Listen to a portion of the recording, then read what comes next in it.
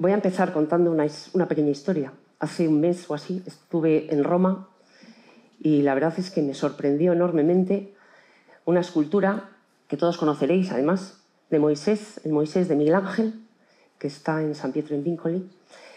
Y la verdad es que le miraba los músculos, esos rizos que parecen cuernos en la cabeza, y yo pensé, ¿cómo lo habrá hecho el escultor, ¿no? ¿Cómo habrá empezado para sacar esos volúmenes y esas formas? Y pensé, habrá hecho un boceto, lo habrá dibujado en 3 dimensiones y después le darían el bloque y tendría que empezar a picar.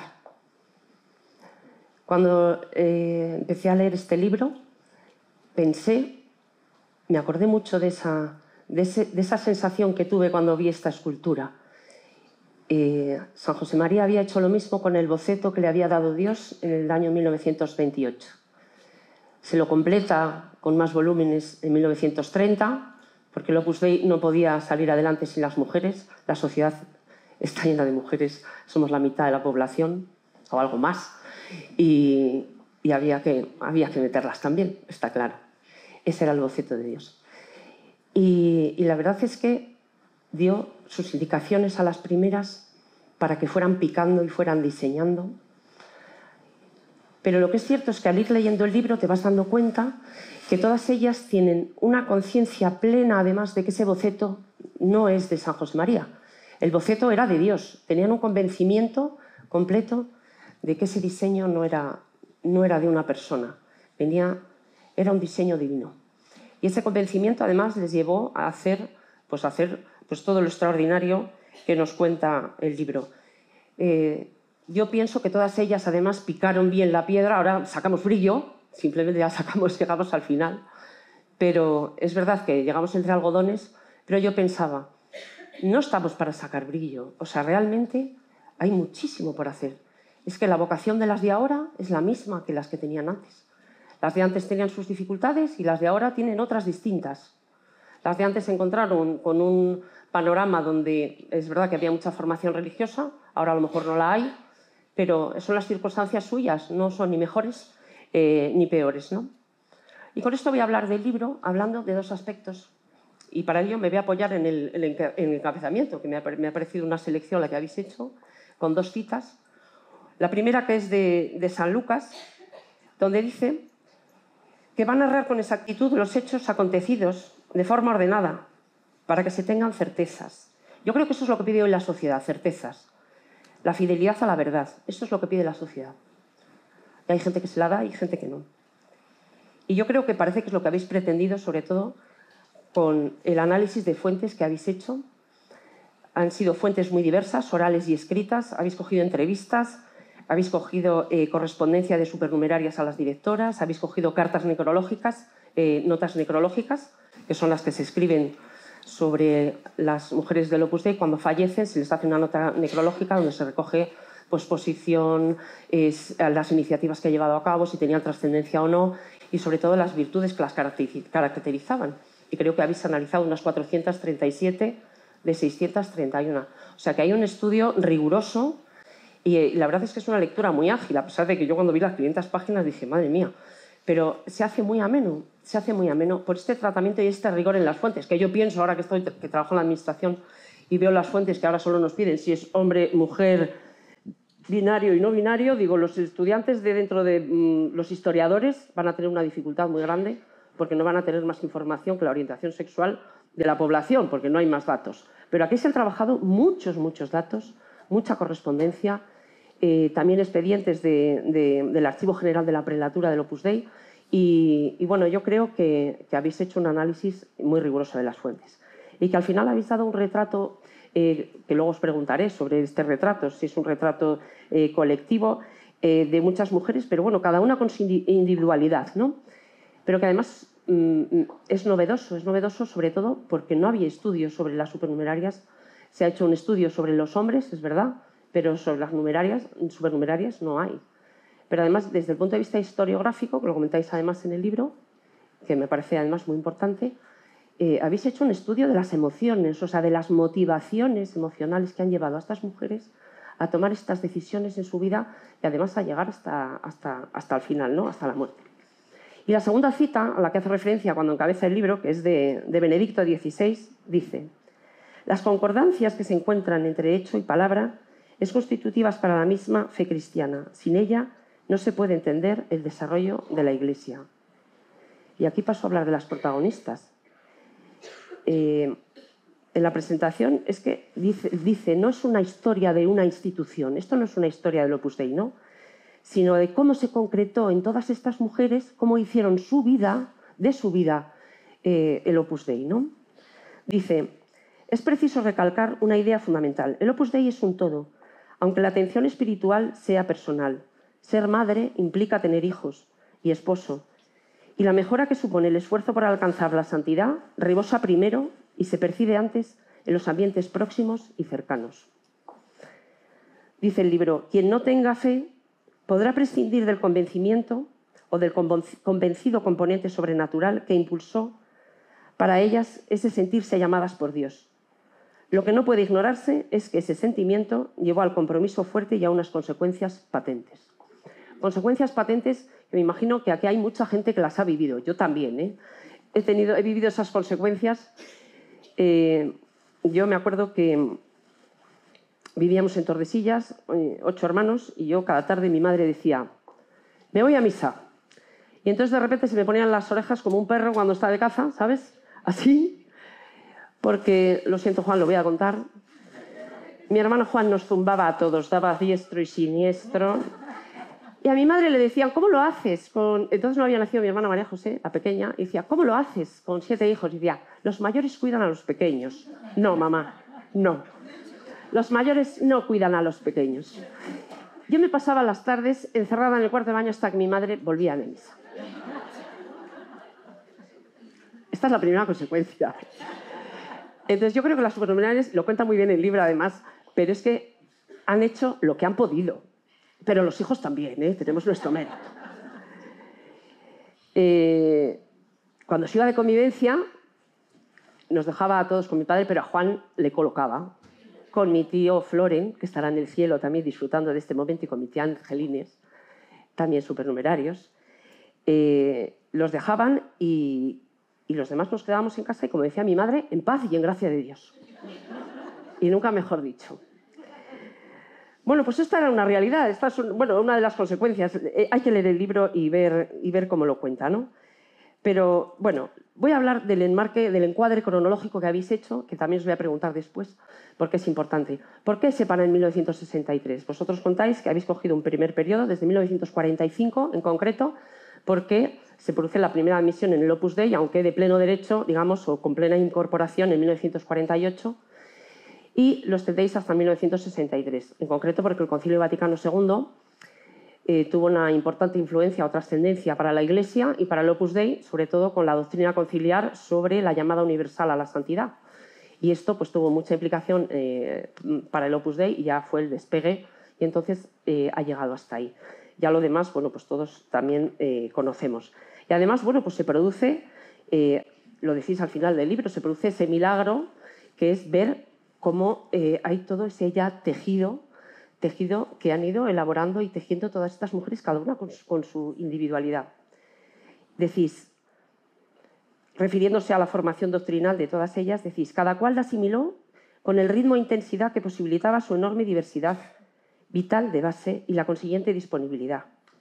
Madres jóvenes o con gran experiencia, con unos recursos sin ellos, con una formación humana y cultural diversísimas, con capacidades diferentes, unas con familias numerosas, otras con pocos o ningún hijo, viudas, solteras, con maridos supernumerarios o con esposos que no solo no compartían su entusiasmo por la obra, sino que procuraban manifestar su disconformidad y dificultar su forma de vida, con hijos que se sentían hijos de Dios o que habían perdido la fe.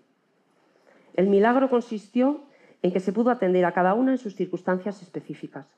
Y es verdad, la verdad es que he conocido a muchas, pero yo pues lo he tenido en mi casa y he conocido esas circunstancias. Y luego es cierto que habéis hablado del mundo de las mujeres en los años 50, que a mí me ha encantado cómo habéis hecho cómo habéis diseñado todo el entorno, cómo habéis contado cómo era la sociedad del momento. Y ¿cómo habláis del 600? Nosotros también teníamos un 600 y mi madre nos metía a los 7 entonces, en el coche, te daban un codazo en la boca, un pellizco en las piernas, en los brazos, en todas partes, daba igual, íbamos los 7 y mi madre en el 600 todos los días. Y bueno, yo ahora ves que me doy cuenta que yo llevo a mis hijos y hay veces que, mamá, me ha tocado, digo, pero vamos a ver si vais 2 en un Q5. ¿Cómo te puedes rozar? Bueno, pues esto es lo que había antes. Y claro, esto enseña, esto curte mucho. Las pastillas de caldo, habéis hablado hasta de las pastillas de caldo, del mueble bar, con el whisky. Mi padre sigue tomando su whisky de vez en cuando ve su película del oeste. Habéis hablado de las películas, de los bailes, de los toros, de las verbenas. Y habéis hablado de cómo las mujeres, sobre todo que eran las que se quedaban en casa, infundían esas prácticas religiosas en las casas y sobre todo en determinados periodos de forma más marcada y externamente, sobre todo pues, en Navidad y en Semana Santa. Mi madre nos metía en ese 600 a los 7 con 500 grados Fahrenheit para ir todos los martes a Mota del Marqués a confesarnos. Y yo pensaba, ¿no habrá dispensa o bula para los días de mucho calor? Todos los martes a Mota del Marqués, desde Tordesillas, nos llevaba a confesar. Mamá, yo te lo agradezco muchísimo. Dice el libro, la confesionalidad del Estado facilitaba las cosas, pero había profundidad en la convicción. Había muchísima profundidad, muchísima convicción. Doy fe. Había formación religiosa, además habéis contado muchos ejemplos, además, de mujeres que vieron en el Opus Dei realmente su vocación. Mi madre dice que se quedó con los ojos como platos, claro, porque mi madre es de las que le dijo a mi abuelo que si solo se podía ser santa siendo monja, pues había que ser monja. Y mi abuelo le dijo, no, tú primero estudia y luego ya veremos. Cuando le hablaron del Opus Dei, mi madre, ¿verdad?, dice, como platos, se me pusieron los ojos como platos. Pero he cogido un ejemplo. Hay que leer el libro, es precioso cómo va cogiendo todas las citas, cada una con su vida muy distinta, y qué bonito, ¿no? He cogido un testimonio de María Dolores García, una de Jerez de la Frontera, que dice, yo me movía en un ambiente de bien de Madrid, con muchas fiestas, reuniones, alegrías y halagos, pero cada día llegaba por la noche a casa y sentía una inquietud y un no ser feliz, que varias noches precisamente en las que mejor lo había pasado y más éxito había tenido entre la pandilla, me ponía a llorar y a rezar porque no sabía lo que me pasaba. Pero sin saber qué me pedía el Señor a mí. Monja como mi tía, yo lo quería ser y decía, pues algo tiene que haber para mí. Pues no soy feliz en lo hondo de mi alma. Pues no es un caso aislado. Además, habéis recogido muchas anécdotas, muchas experiencias de esa vocación. Vocación, que es un término que entonces la verdad es que era muy conocido porque antes eran órdenes religiosas y que te hablaban de vocación con naturalidad y se entendía perfectamente. Lo habéis plasmado muy bien en el libro, ¿no? Habéis hablado de los niveles de estudio, pero sobre todo que las mujeres, además, que se preparaban mayoritariamente pues, para casarse. Es la verdad. O sea, me ha gustado cómo habéis reflejado ese ambiente que había en las familias, que a mí también me llegó, ¿no? Y que a los padres lo que más les importaba, además, era el futuro del matrimonio de sus hijos, ¿no? Habéis hecho, además, referencia a un refrán que yo no lo había oído. Quien yerra en el casar no le queda ya en querrar. Yo no lo había oído, pero en mi casa mi abuela siempre decía y mi madre decían, más vale casarse que abrazarse. Y otro que decía era, hay bodas, bodorrios y bodas de los demonios. Y esto era lo que había en el ambiente. O sea, realmente era una preocupación ¿con quién se va a casar mi hijo o qué va a ser de esto, ¿no? Es verdad que en el libro habéis contado todas estas cosas y habéis distinguido sobre todo distintos periodos, pero es verdad que cuando habéis hablado de esta preocupación y de la época habéis hablado pues habéis dado muchísimos datos, además la edad del matrimonio, habéis hecho un estudio muy riguroso de todo esto, la edad del matrimonio que entonces era 23, 26 si estudiaba, que fue el caso de mi madre, ahora llegamos a los 40 yo soy la cucú, como dice mi marido, soy la que quedaba en casa, que me casé ya con 35, claro, ¿no? Pero bueno, habéis distinguido dos periodos claramente en el libro. El primero, donde habláis del arranque de la labor de las supernumerarias y el impulso inicial, en ese periodo del año 51 al 54, ¿no? Con las primeras supernumerarias, bajo el patrocinio además del arcángel San Gabriel y de San Pablo, que es el apóstol de las gentes. Y en 1951 se organiza el primer retiro para mujeres casadas y fueron 18. Vamos, yo no convoco 18, pero ni para una fiesta. Es impresionante los datos, ¿eh? Y yo, cuando hablaba de todo esto con mi madre, me acuerdo que ella me contaba que después de pedir la admisión, pidieron la admisión todas sus amigas. Digo, todas mis amigas, decía mi madre. Y digo, madre mía, increíble, ¿no? Lo cierto es que en esta época habéis contado que antes de existir jurídicamente, pues es verdad que muchas ya vivían en esa realidad, había una religiosidad que, digamos, que también pues, lo facilitó, ¿no? El caso es que todo ese camino de santidad pues, requería un acompañamiento, lo habéis contado todo, y habéis hablado de a lo que se comprometía el Opus Dei, ¿no? A dar formación doctrinal, y me ha gustado sobre todo cómo explicáis la importancia que tuvo en esos años, que no era gente disfrazada de gente, decís, canónicamente corriente, los laicos que dice después el Concilio Vaticano II, ¿no? Decía he cogido aquí una cita que me ha gustado mucho. Dice, yo llevaba más o menos 2 años viviendo como una supernumeraria, haciendo los cursos de retiro. Yo tenía muy claro lo que iba a ser, pero hasta que un día el sacerdote con el que me confesaba me dijo si sabía lo que eran las supernumerarias, y le dije que no. Me mandó a la directora para que me lo explicara, y entonces escribí al padre pidiéndole la admisión el 5 de diciembre de 1952.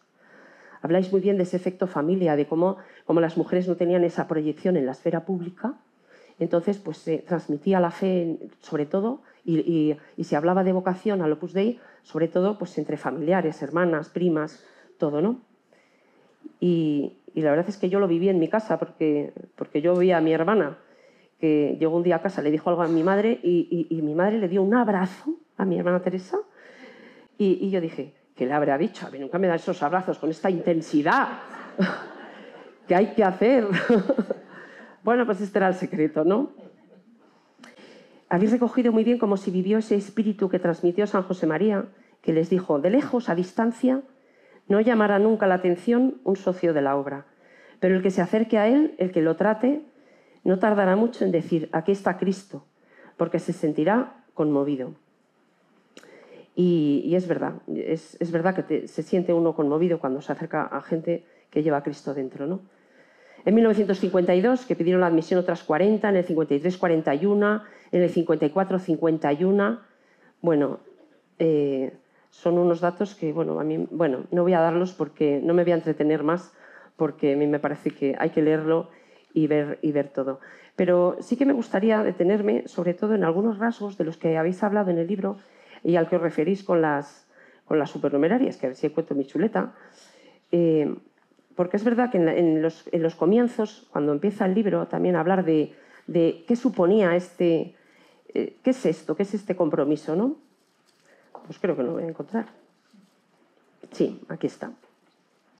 Habéis hablado sobre todo de esta situación de la época y yo sí que digo que cuando se lee este libro hay que juzgarlo con los ojos de 1950, no con los de ahora. Yo me acuerdo cuando hacía la carrera de Historia, no sé si te pasó a ti también, que hablaban de la Inquisición y lo criticaban como diciendo, pero ¿esto qué puede ser? Vamos a ver, es que la Inquisición hay que verlo con los ojos del año 1500. Y además era una institución que empezó siendo civil. No lo podemos hacer con lo de ahora, ¿no? Y hay que situarse en la época, ¿no? Que, por cierto, me ha servido, yo que no soy de Derecho, me ha servido mucho este libro. El otro día estaba en la zapatería cogiendo unos zapatos y mientras iba a pagar y me estaban sacando brillo a los zapatos, estaba un señor hablando, además había sido la celebración del Día de la Mujer, del día 8, estaba sacando brillo a los zapatos y yo iba a pagar y estaba hablando de que bien lo que han avanzado las mujeres, porque Franco y la Iglesia no las dejaba sacar dinero del banco. Y dije, pues aquí va la cuña publicitaria. Y pues le voy a dar un disgusto. Digo, porque en el 1889 el Código Civil, digo, ya dijo que las mujeres no podían sacar dinero del banco. Digo, es que lo acababa de leer. Y digo, así que ni Franco ni la Santa Sede tuvieron nada que ver. Ya siento darle este disgusto. Así que está muy bien para situarse en la época, sobre todo esto, ¿no? Una época en la que, bueno, pues la ocupación más importante, pues, que era la mujer, era sacar adelante a sus hijos, ¿no?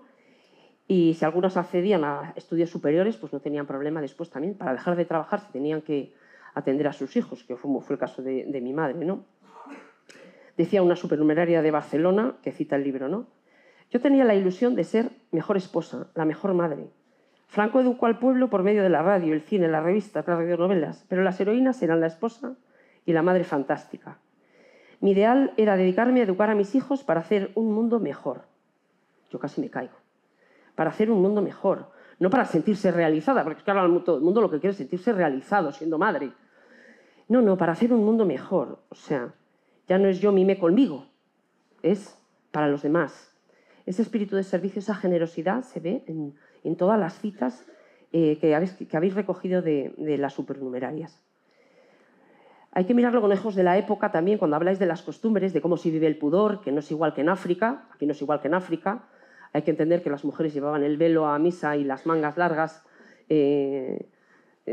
también para ir a todo lo que fuera un acontecimiento religioso, ¿no? Y después, además, hacéis situáis al lector muy bien, que considero que es un acierto, ¿no? Para que lo pueda leer todo el mundo. Lo tituláis Para entendernos, que lo que hace es situar al lector explicándole pues, unas nociones básicas de lo que es el Opus Dei, ¿no? De lo que va de personas, de supernumerarias, que son como respuesta a una vocación, a una llamada, a la que dicen sí. Pero no un sí al Opus Dei o a un señor, es un sí a Dios. Y por eso asumen unos compromisos, ¿no? Y el primero, que me ha hecho muchísima gracia, dice, servir a los demás pasando inadvertidas. Yo pensé, es un segundo rasgo, que es el de la discreción. Hay una carta de Cruz Tabernero, que habéis cogido, que dice, de 2 de mayo de 1962, y dice, refiriéndose, cuando habla de los patronatos, de las iniciativas, de las supernumerarias, ¿no? Dice que tengan en cuenta que lo nuestro es trabajar como 3.000 y hacer el ruido de 3. Ahora trabajamos como 3 y hacemos el ruido de 3.000. Pero bueno, así va. Y el otro es la defensa de la libertad de los demás y de la propia. O sea, la libertad y el respeto, sobre todo, pues para amar a Dios. Y yo creo que aquí se concreta en el mandato. ¿Por qué vivieron así estas supernumerarias? Ese mandato evangélico de ir al mundo entero y proclamar el Evangelio, ¿no? Yo creo que llevaba en el corazón, aunque no lo recoge el libro, ¿no?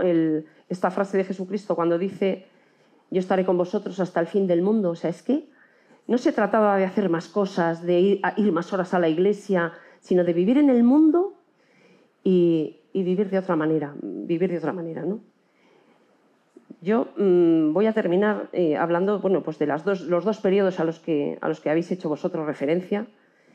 Ese primero de 1900 al 54, el segundo periodo que llega va desde 1950 a 1955, perdón, al 60, que me lío ya con las fechas, donde en 1960 es clave un documento de trabajo que elaboran 30 numerarias y que recogen todas las reflexiones de cómo ha ido evolucionando, sobre todo para ver las necesidades que hay para la proyección posterior, y que a mí me gustaría que nos contarais también un poco.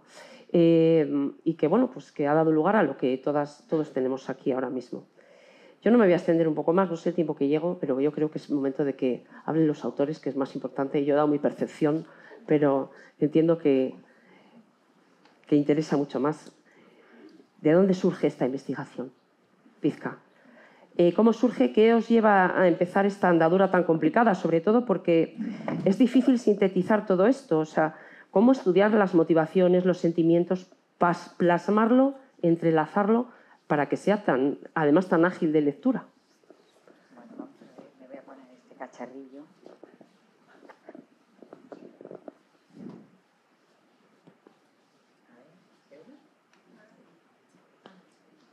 ¿Ahora?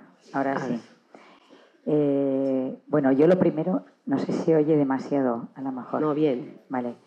Primero quería dar las gracias por esta invitación a venir a Valladolid, porque, como ya ha dicho Carmen, Valladolid es prácticamente mi tierra, ¿no? Entonces, aquí estoy en mi elemento, verdaderamente. Bueno, ¿qué nos movió a hacer esta investigación? Pues fue precisamente en Valladolid y de la mano de algunas de las primeras supernumerarias de Valladolid, donde yo empecé a tener como más conocimiento de lo que eran las supernumerarias y la labor de San Gabriel. Fueron María Arranz y Julia Rubiales, que ellas pues me empezaron a enseñar un poquito lo que eran las supernumerarias, cómo tenía que hacer, porque yo venía de muchos años de estar con gente joven. Y entonces descubrí que detrás de esa vida, que era absolutamente normal, y esas circunstancias también que parecían tan naturales, que lo eran, pero que había pues como una riqueza espiritual y humana muy profunda. Por otra parte, yo tenía el ejemplo de mi madre, que como ha dicho Carmen, pues era una de esas primeras supernumerarias. Mi madre se quedó viuda relativamente joven. Somos 13 hermanos, todavía quedaban 10 en casa y de todas las edades. A mi madre le cambió drásticamente la vida, pero yo diría que solamente externamente. Por dentro, mi madre ella siguió con una vida normal, con una paz enorme y además transmitiendo serenidad a todos los que estábamos alrededor de ella.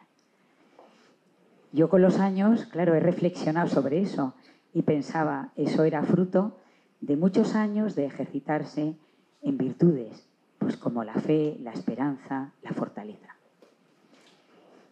Entonces me daba cuenta de que estas mujeres, estas supernumerarias del principio, habían hecho el Opus Dei discretamente, pero no de forma menos heroica y comprometida que, por ejemplo, las numerarias. Y que había que historiar esto, había que contar su historia. Me planteé entonces empezar a hacer una investigación sobre las primeras supernumerarias del Opus Dei. Primero tenía que localizarlas, porque creía que escucharlas a ellas era importante. Localizarlas, saber dónde vivían, en qué circunstancias de salud estaban y llegar a ellas a través de quien me pudiera, pues familiares, una persona de la obra que las conociera. Bueno, y así empecé con localizando a la gente, a estas mujeres, que fue pues un auténtico ejercicio de, pues no sé, o sea, ríete tú de Sherlock Holmes, ¿no? O sea, que tuvo su historia. Bueno, entonces empecé a entrevistar supernumerarias por distintas ciudades de España. Hice bastantes entrevistas. Y con ese material, más unos diarios que encontramos en el Archivo General de la Prelatura, eran los diarios de 17 convivencias de las primeras, casi de las primeras, por lo menos en los primeros años 50. Entre otras, encontramos el diario de la primera convivencia de supernumerarias, que fue en octubre de 1952, en Molino Viejo. Entonces, con todo este material, yo pues ya me puse un poquito a trabajar y preparamos una ponencia para un congreso de historia del Opus Dei que organizaron en la Universidad de Navarra, la sede de Madrid. Y entonces ya ahí pues apareció Julio. Y entonces ya empezó Julio también con esto. ¿Sigues tú, Julio? Esto parece una serie. Segundo capítulo. Llega Julio. Pues yo estaba en ese congreso, sí. Y escuché una historia y dije, caramba, aquí hay historia. Dije, aquí hay un historión impresionante. Y hablé con Pizca y le dije, bueno, yo creo que podemos hacer, como yo ya soy viejo y he dirigido muchas tesis doctorales y todo eso, dije, bueno, vamos a hacer un ensayo a ver si nos entendemos. Y entonces hicimos un artículo que el día menos pensado aparecerá publicado en Estudia Documenta, que es una revista que no leeréis nadie, no pasa nada. Las revistas académicas, cuando tienen éxito, hay artículos que hay veces incluso que los llegan a leer 20 personas, o sea que en caso de mucho éxito. Entonces, pero va a ser el próximo, o sea que a lo mejor podéis... Y trataba sobre las convivencias. Y dijimos, pues mira, esto funciona, ¿no? Y entonces dijimos, bueno, pues vamos a por las 1000 primeras. ¿Y por qué las 1000? Pues porque, hombre, el número que había sacado Pizca eran 983, si mal no recuerdo. Pero claro, las 983 primeras no era un título como Dios manda para esa historia. Entonces, las 1000 primeras. Una de las personas a las que pasamos el libro, una vez terminado ya, en septiembre o así, es un catedrático de literatura que queríamos saber si aquello... El libro lo ha leído gente antes para que nos orientaran en todo, ¿no? Si era exacto, si era riguroso, si se entendía, si... Entonces, este era para una persona que no es de la obra, para ver si se entendía, ¿eh? Porque él escribe bien y está acostumbrado a criticar. Y nos dijo, hombre, su gran aportación fue, ¿por qué no lo llamáis las 1001 primeras? Digo, hombre, esto va a quedar un poco mal, ¿no? Entonces no le hicimos caso. En el resto de las cosas sí le hicimos caso porque nos dijo que estaba muy bien. Entonces, bueno, las 1000 primeras. Y ¿por qué cortamos en 1963? Porque ya había 983. Porque el concilio ya había empezado, pero estaba cerrándose, ya estaba en la etapa final del concilio y nos parecía que para la historia de la Iglesia y para los historiadores era una buena fecha. Nos parecía también que 1963 era un año muy importante porque por entonces en España no se conocía la píldora, que cambió la vida de las mujeres casadas de manera radical, ¿eh? Y lo sabéis bien todas. Y en 1964, es decir, al año siguiente, fue el primer desfile de la minifalda. Y entonces dijimos, bueno, pues antes de la píldora, al terminar el concilio y antes de la minifalda, o sea que es un periodo que queda bien definido. 1000 mujeres, es decir, un grupo claro, una cronología razonablemente justificada, y también porque a partir de 1963 ya los datos eran incontrolables. O sea, hasta 1963 podíamos ver cuántas iban pidiendo la admisión y podíamos situarnos un poco. A partir de esa fecha ya las cifras se disparan y ya es imposible seguirlo como lo estábamos siguiendo, ¿no? Que es con cierto detalle. El libro trata con mucho detalle a las 12 primeras, con menos detalle a las 40 segundas, con menos aún a las 54 siguientes, y ya las 60 del año 54, me parece, hablo de memoria y me puedo equivocar, ¿eh? Pues ya, y a partir de ese momento son ejemplos en notas a pie de página. Pues porque una biografía colectiva da cuenta de un quehacer de muchas personas distintas y lo que primero son características bien precisas que definen personalidades muy fuertes, las personalidades de después también son muy fuertes, pero entran dentro de un grupo de gente que está haciendo lo mismo. O sea que la primera persona que se estuvo atendiendo en un pueblo que estaba aislado, que se llamaba Cazorla, que hay que conocer Jaén para saber lo aislado que está Cazorla, está muy aislado, pues allí había una supernumeraria en 1951. Entonces, y el lugar más cercano a Concentro era Córdoba, que supongo que llegar en coche desde Córdoba hasta Cazorla, pues debía llevar 6 horas. O sea que, entonces, desde luego, mucha confianza tenían en esa persona y fue un acto de confianza bien. Se fiaron de alguien que se merecía la confianza, y un acto de audacia por parte de quien se lanzó también, sabiendo que las circunstancias eran difíciles, también para su atención. Bueno, pues esto es el porqué, pero... Yo hay una cosa que me interesa más que el porqué.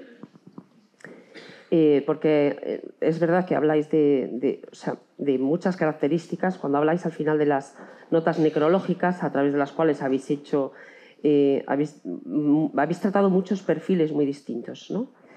Y sí que habláis de cómo intentan vivir esas virtudes humanas, ¿no? Con unas características muy, muy específicas, porque no es una fortaleza, o sea, son situaciones difíciles. Hay Hay muchísimos casos en los que hay una que es que me ha gustado mucho, que habla de mi marido era bueno, dice, era una persona buenísima, pero he tenido tan poca comprensión por su parte que si no hubiera sido por la ayuda de la obra, igual le digo, mira, guapo, ahí te quedas. Claro, pero han conseguido, han seguido adelante, han avanzado, han tenido esas dificultades. Ahora, pues a lo mejor no tienen esa dificultad, pero bueno, pero tienen otras, ¿no? Del desprendimiento, de cómo ponían a disposición todo lo que tenían para los demás. Mi madre me contaba que venían las de Madrid y entonces estaba Julia Rubiales, estaba Lola Pardo, Currús, iban a casa de Currús y Paquita Milleruelo, que tenía su casa en el Paso Zorrilla, ¿verdad, mamá? Donde enfrente, le decía a mi padre el otro día, sí, hombre, enfrente de donde íbamos a la terraza a tomar un café antes de ir a los toros. Y cuando venían las de Madrid se quedaban en casa de Paquita Milleruelo, que era soltera y tenía casa allí. Y, o sea, es que ponía la casa a disposición de la que viniera para esto. La alegría, ¿no? Pues habláis de mujeres optimistas que ven la mano de Dios en todo. El espíritu de servicio, que no es un espíritu de servicio una cosa puntual, sino que con un empeño continuado de muchos años hasta el final de sus días. El sentido ese de aprovechamiento del tiempo, de llegar hasta donde... Pero estas mujeres, ¿cómo pueden llegar a todo esto? ¿Cómo les da la vida, ¿no? Y yo digo, ¿podemos hablar de un perfil general? De un retrato común. Un retrato común de todas ellas. Yo creo que no. Sí. Pienso que en algunos aspectos sí. Claro, ellas eran, por un lado, eran mujeres normales, iguales a la mayoría de la gente de su época, ¿no? De las mujeres de su época. Pero en cierto sentido sí que hay unas características que un poco que las engloban a todos, ¿no? Porque su principio de identidad más radical fue precisamente su pertenencia al Opus Dei. O sea, la llamada que habían sentido al Opus Dei y que habían seguido de una manera pues especialmente fiel durante todos esos años de su vida. Entonces eso fue como muy configurativo de ellas, ¿no? Y además una entrega pues que daba pleno sentido a sus vidas en medio de sus familias, su trabajo, sus quehaceres ordinarios. Esto por un lado. O sea, que era esa identidad radical y por otra parte había también algunas características también comunes, por ejemplo, que era dentro de la formación religiosa que tenían, que antes tú has comentado. Había cierto nivel de formación religiosa, de vida de piedad, que se recibía en las familias normalmente y en los colegios. La mayoría de estas chicas fueron a colegios religiosos. Pero ellas, porque lo hemos leído en sus cartas que hemos leído, que hemos consultado, y muchas de las que yo he entrevistado lo han reflejado, tenían una inquietud de más. Porque algunas en el colegio, ¿no? Pues a lo mejor manifestaban esa inquietud de cómo puedo hacer más por Dios, o qué puedo hacer, o me gustaría ser mejor. Y claro, la solución es lo que decías, pues hazte monja de nuestra congregación, ¿no? Pero claro, ellas veían que no era eso.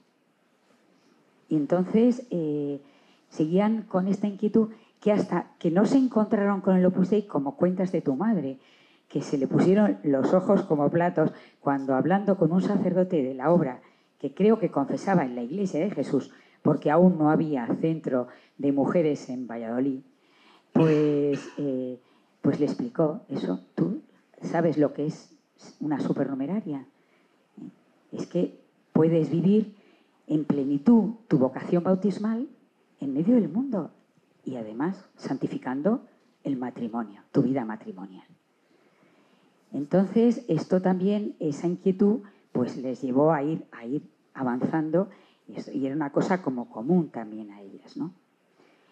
Y luego, claro, también destaca en ellas como la fortaleza del compromiso que adquirían cuando se hicieron del Opus Dei, compromiso que mantuvieron durante toda su vida en la mayoría de los casos de estas 1000 primeras. Y esa fortaleza de ese compromiso se manifestaba, por ejemplo, en que se fiaban plenamente de las personas que estaban disponibles para ayudarles, ¿no?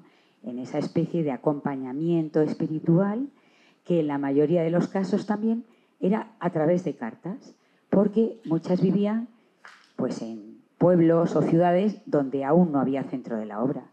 Pero había muy pocos centros de mujeres y además los centros de mujeres que había estaban pegados, o sea, eran las administraciones de los centros que iban abriendo los chicos. O sea, los hombres por aquel entonces todavía nos sacaban ventaja, ahora ya no. Pero entonces sí, entonces íbamos unos años por detrás. Y entonces, claro, había muy pocos centros de mujeres en España. Y entonces estas mujeres se les atendía por carta. Ellas escribían y a ellas les escribían contándole pues más o menos lo que tendrían que ir haciendo, lo que tal, ¿no? Entonces se fiaban, ¿no? En cuanto en el momento que les decían, pues les escribía una persona a otra, ellas de verdad con mucha confianza. Entonces yo también me he traído una cita que a mí me hace, es que esta señora me hace mucha gracia. Dice, ¿no? Contesta una carta que le han escrito, ¿no? Dice: has tardado tanto en contestarme que ya estaba desesperada, añorando a Mirufa, que también me atendía.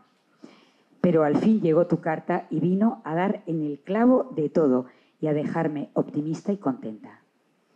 Te digo que hasta que llegó tu carta, todo iba morrocotudamente mal. No sabes la falta que me hacéis. Es difícil llegar a todo sola. Esta carta la escribía una mujer joven, madrileña, que por trabajo del marido, que era médico, se había ido a vivir a un pueblo de la cuenca minera de Huelva, al Cerro del Andévalo. O sea, imaginaros esta pobre allí, ¿no? O sea, perdida en la nada. Bueno, pues esto, el tono de la carta es de confianza, es cómo te agradezco lo que me dices y además esto que me dices es eficaz, me ha servido. Me da paz y me deja contenta. Luego también otra característica común de estas mujeres es la necesidad, que veían claramente la necesidad de formarse en el espíritu de la obra. Y esto les llevó, por las circunstancias del momento, a superar pues muchas dificultades.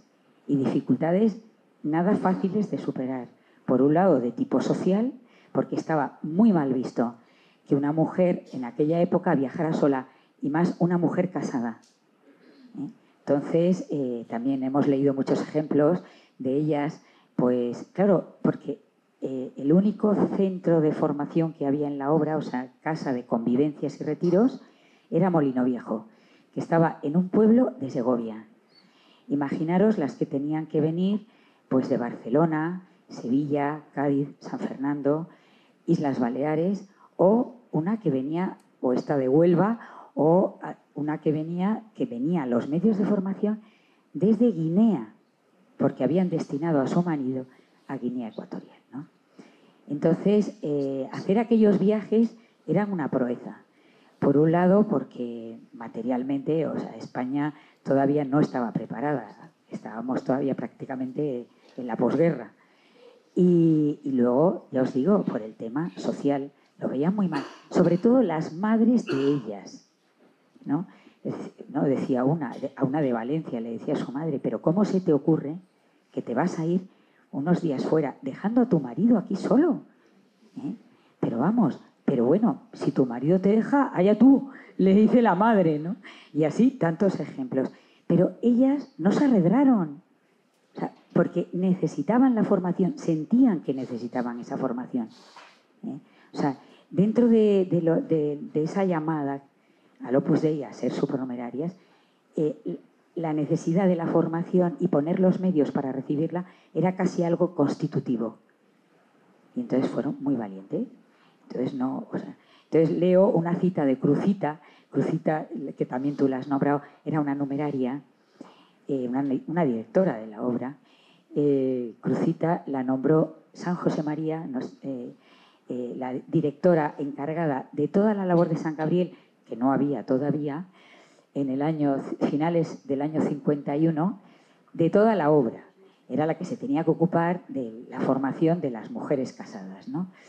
Y entonces Crucita tenía 26 años y hacía 2 años que era de la obra. Bueno, pues San José María le dio este encargo. Entonces Cruzita escribe a una directora de Barcelona porque estaban viendo a ver cómo venían las supernumerarias a la convivencia a Molino Viejo, era el año 53. Y le dice, la mejor solución es que vengan en el Express que llega a Madrid a las 9:45 de la mañana. O sea, que viajaban toda la noche. Y salgan para Molino en el de las 2:45 de la tarde.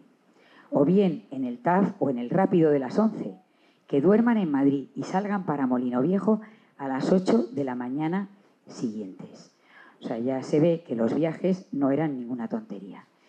Bueno, pues esto fue otro tema que manifiesta la fortaleza de ese vínculo, o sea, el convencimiento con que ellas se vincularon a la obra porque les hizo superar todo tipo de dificultades también estructurales, ¿no? Y luego diría que como tercera característica de este retrato general sería como desde el primer momento de su incorporación al Opus Dei tuvieron un claro sentido de pertenencia. O sea, pertenecían a una nueva familia, a quien debían de cuidar, por quien debían de rezar y a quienes debían de querer, ¿no? Entonces, esto es muy bonito. También me contaba María en la entrevista, es una anécdota así simpática, que les animaban a que cuando se hacían de la obra, pues que fueran discretas, porque aunque ya habían llegado las aprobaciones, tal, ¿no?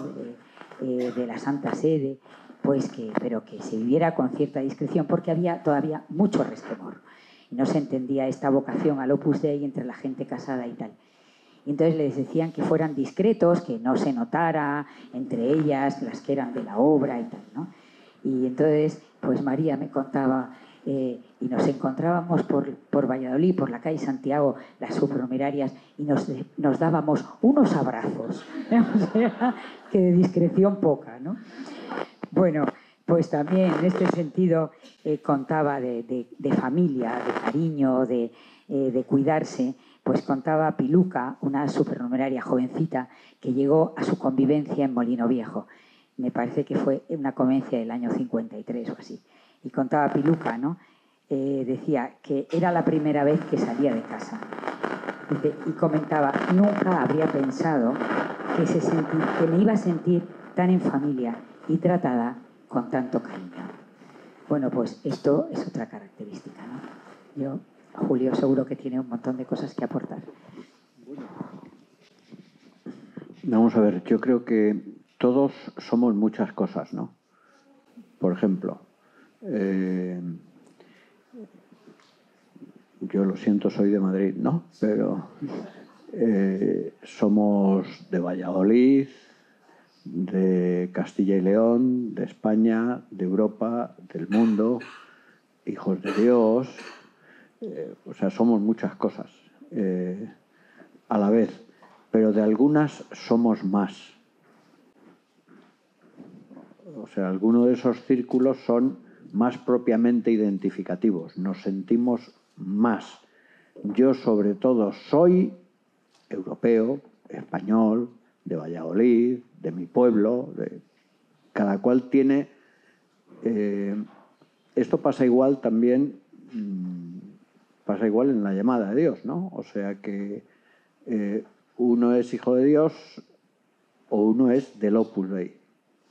Y mi principio de identificación, lo más importante para mí, con lo que más me identifico, es con que soy del Opus Dei. Eso es compatible con todas las demás cosas. Pero a la hora de hacer la historia, eso tiene importancia. Porque cuando uno hace la historia de las personas del Opus Dei, está haciendo la historia de algo que tiene importancia para esas personas, que es un principio de identificación que casi nunca es racional. Vamos, no sé, a lo mejor hay alguien que después de resolver un sistema de ecuaciones ha llegado a la conclusión de que lo suyo es ser supernumeraria. Es posible, no digo que eso no se pueda dar, hay gente para todo. Pero lo normal es que esa decisión sea una decisión que sea un acto de la voluntad seguido de un fuerte convencimiento de algo, ¿eh? Y ese fuerte convencimiento, una buena parte de él es emocional. La mayor parte de las cosas que hacemos en nuestra vida no son racionales, ¿eh? Y con quién nos casamos no es racional, ¿eh? No es racional, y es bastante importante. ¿A qué colegio llevamos a nuestros hijos? Rara vez es el fruto de una cosa racional. Es que nos cae bien algo, nos acerca algo, y la mayor parte de las cosas por las que nos movemos son cosas en las que no solo los sentimientos, sino nuestras emociones fuertes nos llevan a identificarnos, ¿no? Eso es lo que se ve cuando uno estudia la historia de estas mujeres de la obra, ¿no? O sea, que su principio de identificación es ese. O sea, que en lo que se sienten que son lo que son es siendo supernumerarias, ¿eh? Vamos, tengo que decir que pasa igual con los supernumerarios, ¿eh? Vamos a no... y con los numerarios y con los agregados. Esto es el sentido vivo de la vocación, nada más, ¿no? Pero eso se nota mucho después en el resto de las cosas que se van contando, ¿no? El libro, y con esto voy a terminar porque me han enseñado un cartel, pero déjame el libro.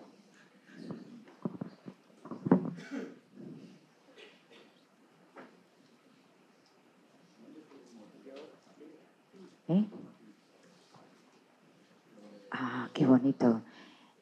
No me acuerdo de la página. Yo creo que me han cortado. Se ha acabado el tiempo y me habéis cortado.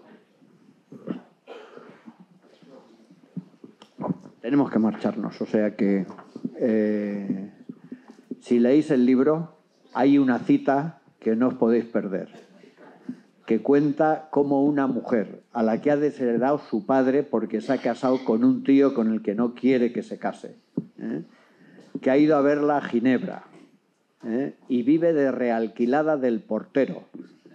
Y ella al pasar por la casa le dice, vivo allí, y le enseña el palacio. Lo que no le dice es que está de realquilada del portero. Y su padre ricachón le regala un abrigo de visón, ¿eh?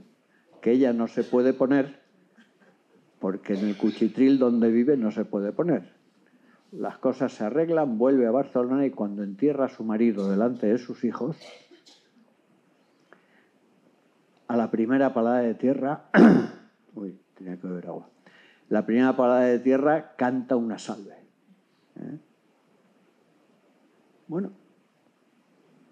eso es una supernumeraria, lo podéis, ¿no?